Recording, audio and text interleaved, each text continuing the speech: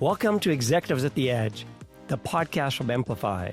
Each episode features insights from the top network, cloud, and technology executives, giving you key takeaways to help you grow your revenue and bring solutions to market faster. I'm your host, Pascal Menezes. Join me as we explore thought-provoking perspectives from the leaders and changemakers propelling the AI-powered digital economy forward.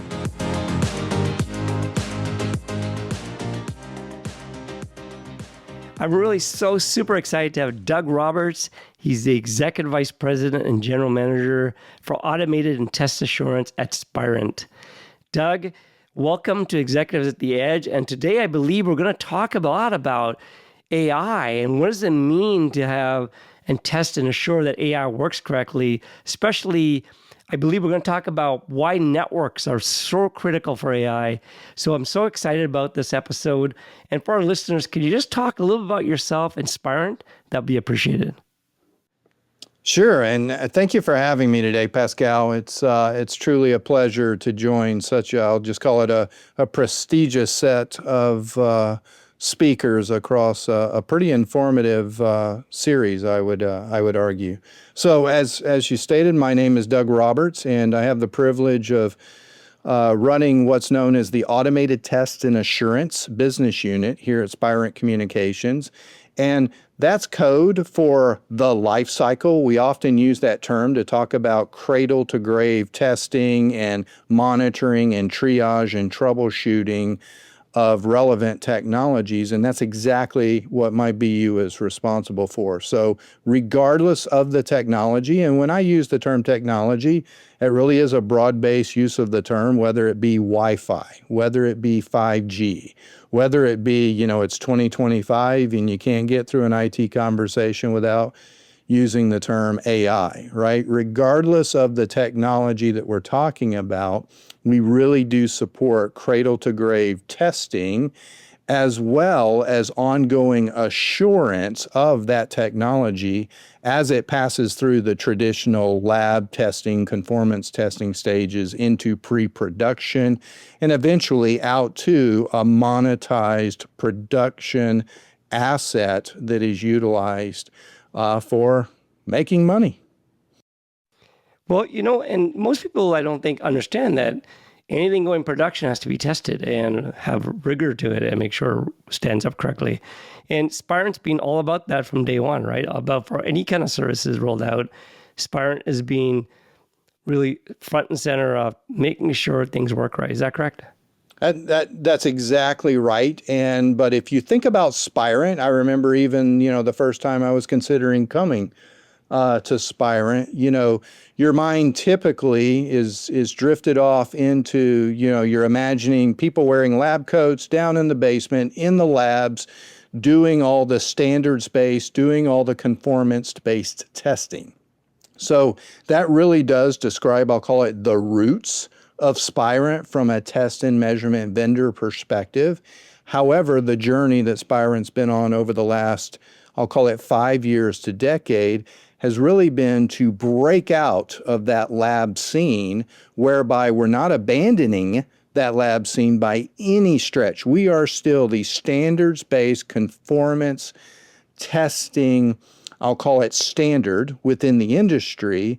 However, what we have been evolving our portfolio to include is as that technology evolves through the pre-production stage and eventually into the production stage or the monetization stages of these technologies, we are right there with the exact same technology, the exact same test libraries that our customers have come to trust from a conformance and from a standards application and checkmark perspective. We now utilize that same technology in real-time and even runtime environments for 24/7 management, monitoring, triage, and troubleshooting so that our technology can be utilized across a much broader spectrum of users across both enterprises as well as our telco footprints. Well, thank you, Doug. I mean, so impressive that I think many people take for granted how important all the testing and assurance is. So Doug, let's talk a little bit about some really interesting areas of these test and assurance. Let's talk about AI. So what's your thoughts about AI and what's going on in AI into making sure this stuff works right? Well, yeah, AI. It's funny, right? It's 2025 and AI is everywhere. I alluded to the fact that you can't have an IT conversation without using that terminology. So, whether it's your CEO's new productivity assistant, or the chat bot that your kid, and I am using air quotes, that your kid occasionally uses to assist them with their homework. Hyperscalers, telcos, and enterprises, they're just simply racing. And I literally mean the term racing to implement lossless, scalable, high-speed core AI infrastructures. And we see this every day in our core high-speed Ethernet test business. And one of the most prolific scenes where this has played out was a year ago. People were still questioning, hey, what's the connectivity of the future going to be? These high-speed lossless networks require unprecedented availability and connectivity schemas that have literally never been heard of before. And this is where we saw the wars being waged on next generation high-speed Ethernet versus InfiniBand technologies. And the good part is I can honestly say we believe that war has been waged and it is now over, and the Ethernet has won the day. And that's not to discourage InfiniBand as a connectivity technology. It's rather to say that by choosing Ethernet as an industry and implementing technologies like Rocky V2 from a protocol perspective, it is going to allow the industry as a whole to more rapidly adopt AI infrastructures, because we're all very familiar with how prolific Ethernet is. And we're very proud to say that we've been at the forefront of helping prove out the veracity of Ethernet as a fundamental interconnecting technology for rapid AI adoption. So Doug, for our listeners, just if you can just help understand more about this. So what you're talking about is when you're building out a big AI factory or a big, AI data center with big racks and racks of GPU cards and in systems and racks and so on. You're talking about all of those various clusters are interconnected with, at this point, Ethernet. I was InfiniBand, and that was the big thing. And why is that so important? Because of latency, right? Very low latency, very high speed. Can you articulate this idea what you're just talking about? Yeah, sure thing, Pascal. It's one of the things that we figured out real quick, and this is where, one of the things I love about the telco industry is it doesn't matter what decade it is, the old is always becoming new again, right? As we reinvent ourselves just on the backs of this decade's technology, right? I could argue a decade ago, it was all about cybersecurity. A decade prior to that, it was all about the migration from frame relay to MPLS, to privatized SD-WAN, connectivity infrastructures. This decade we're now staring at right now, without question, I believe, is the decade of AI.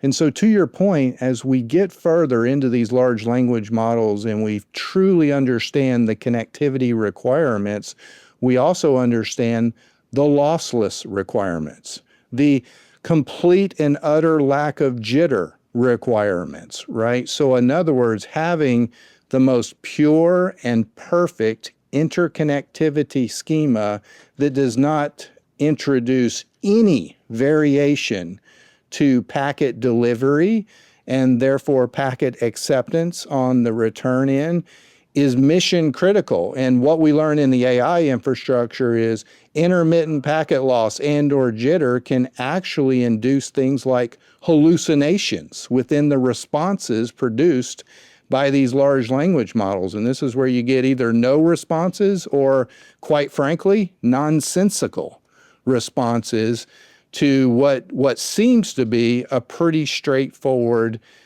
prompt, from the beginning. So it's all about the connectivity, and it's all about this lossless infrastructure performing perfectly all the time. if AI is to work as prescribed and, dare I say, as marketed. Now, are you talking about both the access side into these AI factories, these AI data centers, so on, where the models live, or are you talking both within the AI factory or data centers? They have racks and racks and racks and are interconnected, and they can't drop packets either, right? I mean, if you look at if you train any of these large models, large language models, or even these multimodal models now are gone to, they can be somewhere 50,000 GPU cards on nodes all interconnected with low latency Ethernet, right? Where it used to be InfiniBand, maybe still both. Are you talking about both, or can you explain a little bit more, articulate more? Yeah, no, it's such a great question because I think it represents the short history we've all experienced with AI up to real time, as in right now. So the short answer is yes. I am absolutely talking about both. However, a year ago, even 6 months ago, I would argue, it was all about the core infrastructure, the interconnectivity, the racks and the stacks themselves, as applied to what's known as the AI infrastructure. But given our myopic focus on that core, it was really around, but who's asking the question of, will the prompt ever even make it there in one piece? And while that may sound familiar to some, especially across the telco industry, that's because I would argue, a twist that only telecom veterans could appreciate, the future is starting to look, very suspiciously like the past. Because in the good old days, dare I say, frame relay, MPLS, SD-WAN, telcos were solving fundamental access problems. How to make sure traffic not only arrived, but did so with performance guarantees, predictability, and the like. Carriers, as we all well know, they did this through VPNs, through SLA-backed throughput. They implemented continuous testing utilizing standards like TWAMP to not just back up their marketing claims, but to guarantee contractual obligations. So I believe AI is simply making the old new again. And the short answer is you can have the greatest AI data center on the planet Earth, capable of supporting a 300 billion parameter model. But if the prompts aren't making it there properly in one piece in a contiguous format, and or the responses aren't making it back to the original consumer, it's all for naught anyway. So it's absolutely about both sides of this proverbial fence. Yeah, and such an interesting point of view. Now, if you think about it, what you're saying is even the access side of getting the prompts or getting the data to these models have to be very good, highly quality bandwidth or networks. So the idea of using the internet to get to one of these things. Now, many consumers do that. I go chat GPT on my cell phone. Like, why do you need a business network? And I think the answer is when you're talking about business mission critical flows, they're very different needs than the consumer. Is that what you're talking about on the access side? Yeah, it very much is, because make no mistake, right? As a consumer-based economy, we as individuals, have very much become extraordinarily reliant on the internet, right? The wild, wild west of the internet. And that's because of, if you look at telcos today, one of their primary use models is how do we sell more cellular contracts, more cell phones, and how do we follow the adoption pace of, all the cell phone vendors that are out there. And in the meantime, these legacy towers and exchanges have been relegated to just simply supporting the cell phone market and, the contract market for single purpose, consumer-based mobility contracts. But we are now seeing for the first time, and this is where, I argue that AI is such a game changer, And by the way, this isn't speculative. This isn't my opinion. Look at even recent articles back in May. BT's a good example, right? BT, there's an article, published about BT moving into the edge data center via their tower and exchange portfolios. So they are now evaluating their legacy tower and exchange portfolio in creating edge-based data center infrastructures for the exclusive use and the exclusive, I'll call it integration of AI use, across that. And we're seeing this concept proliferate across many, many, many different carriers. It's not just a North American dynamic. Sticking with, the European theater, there was also a very recent article, around Colt selling 8 of its Euro data centers in an AI pivot, again, in support of building edge-based connectivity for transporting these AI workloads, but still the carriers themselves remain a critical piece of this puzzle.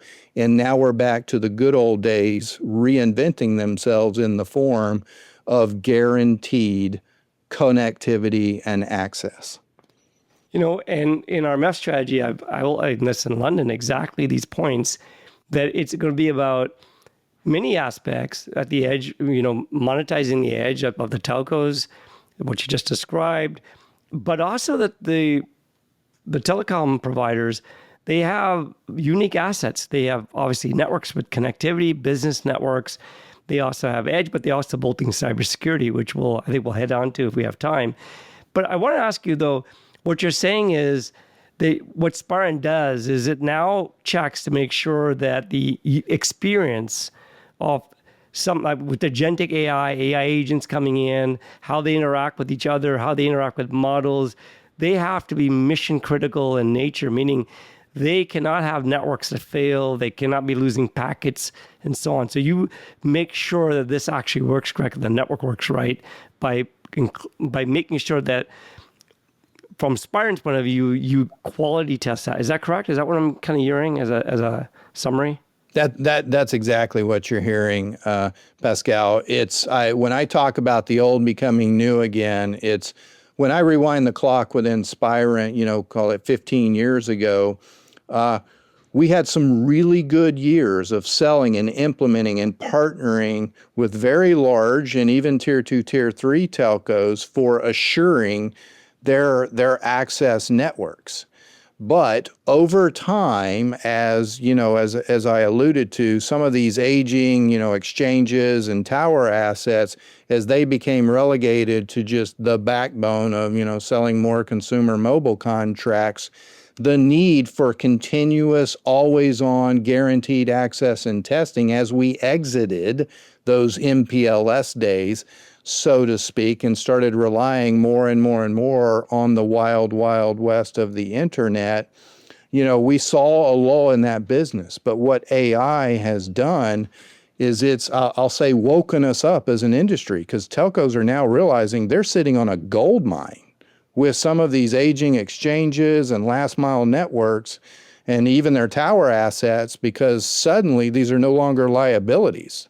They're launching pads into the wide world of AI, if you will. And, so all these announcements, all these articles that you see coming out, they're not vanity plays, right? They're lifelines whereby, these telcos are now launching themselves into a world where the access network is the product itself, if that makes sense, as it becomes that guarantor of connectivity in and across these AI infrastructures. So it has been an incredible growth, I'll call it trajectory, within and across Spirent in the recent year. And I think it's going to continue, because if you think about agentic AI, all these AI agents interacting with each other and with models, you got this massive ecosystem of interaction that allows new, reasoning and autonomy to happen, to then take intents and to figure out things in a very distributed, collective ecosystem point of view. And so the network becomes the fabric that allows this to happen. And you cannot have a hiccup in the fabric of this. And so it's a very powerful point of view that the telecom providers finally now have a very good asset, very high quality networks, business networks, which they're really in the business of, not really the internet, which is cheap, throw a packet in if hopefully it comes out. But the business networks have high quality capabilities. They have their edges that they can monetize on it. They're bolting in cybersecurity to make sure that all the networks are flawless. They are free from malware and so on. So I think it's a very unique time that basically the telecom providers can play a unique point of view that they never really had before, where the applications were kind of mission critical, but they were more unified communications or communication platform as a service, or some of the workloads that were mission critical. But now we're saying, oh, now with AI, it's everything is mission critical. Is that kind of your thoughts? No, that's precisely my thoughts. And again, not just my thoughts in a vacuum from a speculative or an opinion-based perspective, but rather from the growth trajectory we have seen, we have experienced as a vendor who services this industry that is now adopting these technologies, that is now going through, I'll call it business model speculation of where is the next big thing, coming from. Because to your point, make no mistake, AI workloads don't live on an island, right? They're very dynamic, they're distributed, and they're constantly shifting by the nature of how these infrastructures are built. So, I, for one, firmly believe that, the carriers that figure out how to build AI-grade, SLA-backed access networks, they won't even, they won't be the only ones to just win business. They'll actually become essential to how AI is consumed. And that will create, I'll call it the next dynamic of business models and monetization of services that we see coming out of some of these very traditional legacy-based markets. And I think it's so intriguing because now with sovereign AI also is important that every country is looking at it, AI being very strategic, and they're building out data centers, and the data centers are now being, by the telcos are owning part of it and part of the JV, joint ventures. And I think what's happening is those data centers become very strategic to the telecom providers to build out AI factories or AI infrastructures, as you call it, or NVIDIA calls it AI factories. So I think the world is moving rapidly, and I think Spirent is smack in the middle to make sure all of this works right. So isn't that your role, is to test, assure that all of this is going to work right? That's exactly right. And, if there is a paradigm, if you will, that we're trying to reinvent, it really is around this concept of CI/CD, and we now include the very specific term CT, or a continuous test, because forever and a day, enterprises, telcos, and the likes have implemented CI/CD from an integration, from a development, from a process closed loop perspective. So we're very familiar with these practices and concepts from developing new applications, deploying and supporting new applications. However, the concept of CI/CD and CT in the infrastructure, for the infrastructure's sake, is really what we're finding a net new concept, but an incredibly valuable concept. And I think it's in understanding the concept of CI/CD, CT in and across the infrastructure for the infrastructure's sake, because remember, moving forward, the infrastructure is the product. That's going to be the winning ticket for this concept of how do we make the old new again and, reinvent ourselves. Well, Doug, always a pleasure talking to you. Very exciting times ahead. And I think for all of us, we're seeing a whole new inflection point from where we've all been in, pioneering the infrastructure side of IP infrastructures to now the whole infrastructure is being reoriented around AI. So super exciting time. Doug, so much pleasure talking to you. It's such a great episode, and thank you for being part of it. Yeah, thank you again, Pascal. Exciting is certainly the word. Thank you for listening to Executives at the Edge, brought to you by Amplify. Be sure to follow, share, and leave a review. Catch every episode on your favorite platform or visit us at amplify.net.